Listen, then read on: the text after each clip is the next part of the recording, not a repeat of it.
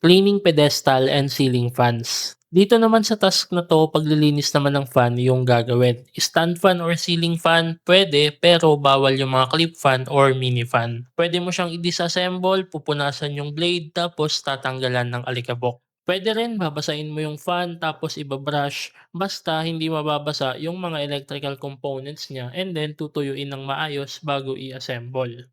Sa other parts naman ng fan like stand or yung body niya, hindi yun puwedeng basain, so pupunasan lang dapat or tatanggalan lang ng alikabok. Sa mga tools naman basta related, pwede naman duster, basahan, wipes or di kaya proper brush. End-to-end activity 'to, so dapat from start na madumi yung fan, make sure na naka-turn off or nakatanggal sa plug, and then tsaka lilinisan. So both hands and torso dapat laging visible sa camera, maliban na lang kung ceiling fan yung lilinisan na kailangang tumingala. So okay lang mawala yung torso sa mga ganong instances, basta both hands is visible pa rin.